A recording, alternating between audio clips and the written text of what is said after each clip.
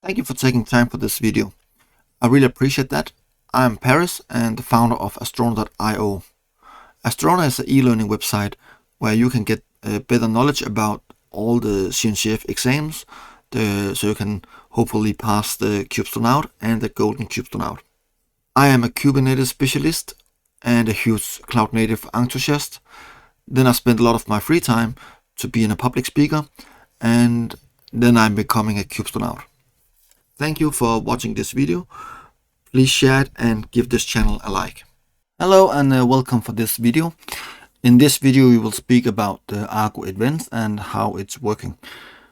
I will show you how you install it from scratch and how you can create a simple event trigger to post something into the events, and then some sensor is listen on it and then trigger a workflow. I will show you that in action in a couple of minutes. It's very important you have Argo Workflows installed. So in the exam CAPA from the CNCF, you will have, I think it's 12% of knowledge of Argo events based on the 100% of the exam they're covering, but you need to know more about the Argo workflows. It's very important you know a lot of Argo workflow, and then in sense of that you need to know a little bit about the Argo events. So that's why I will covering up some simple things here with Argo events. Nothing magical, and something you need to know the way it's working on, and sometimes it's better to know that if you basically have the hands-ons.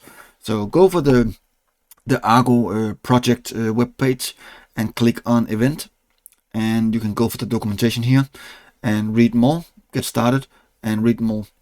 We will install the Argo events.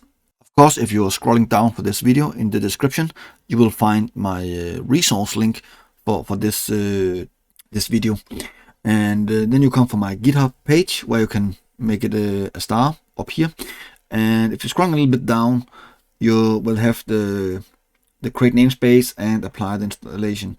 So let's do that in the terminal. I just have opened up my workflow dashboard a little bit, and then I will install everything here in the own namespace. And as you can see here, here I have a clean Argo workflow setup, and now we will be available to creating the sensor and workflow and hooks and everything. So we will have event flow, event sources, event sensors, and then workflow event bindings. For now we just focus here on the event flow. So the first thing we need to create will be EventBus, and EventBus will be the queue. You can use Kafka, you can use Nets, you can use a lot of things here. So we're just going down here and apply that. You can see it here, but I think it's very good just to show you that. So EventBus here will be a default name, and we will use the specs will be nets, and it should be a native. So that's mean we're spinning up the nets pod, and we will have a replicate of 3, because when we have something with the events we want to push inside, we want to have the high availability. So that's why we do that. And you can see you have different things here will be available. You can just play around with the configuration if you want, but for this test we are not need that yet. So just let's applying the EventBus first. Let's go back for the tab and create the EventBus. Let's go for the dashboard a little bit so you can see it inside.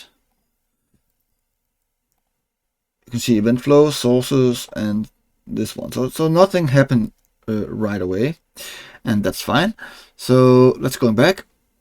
The next thing we want to create here will be the event source, and that should be event source webhook. I'll just explain a little bit. The event source it's the endpoint that want to receive the event to store it inside your EventBus. So let's say in this case we will open up the port 12,000 and we will make a label on the foo bar and a notation that, and the webhook, what we want, is on HTTP, and the endpoint will be example and should be post. So everything we are posting it to this endpoint on that port number will be stored inside the EventBus. So when we have the EventBus up and running, then we can make a event sensor to trigger some Argo workflow. We'll come back for that. So just apply that here. So let's applying it. And of course we need a rolling base access control for both the sensor and the workflow. So let's open that a little bit so we can speak about that.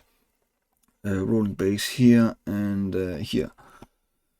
So as you can see here, we will create a service account, workflow service account, and it have different access here. So it can create workflows and everything. That's what we want to do with the sensor. And then we have the workflow here. It's a new. It's having other existing. Yes, that's just something you need to apply, else it will fail. So it's nothing necessary to know about that for the example we are running right now. And then we want to connect the sensor, the webhook sensor. So when you are sending some post to your event source, it will be stored in your EventBus, and then you have the event sensor to trigger something. And let's just take a look on that one. Sensor webhook here.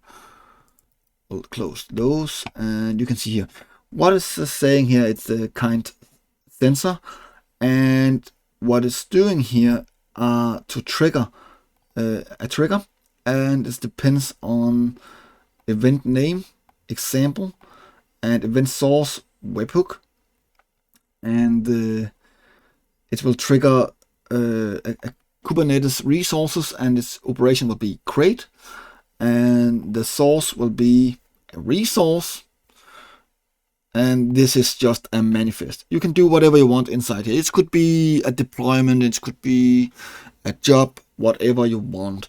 In this case, we want to build a workflow to print something out.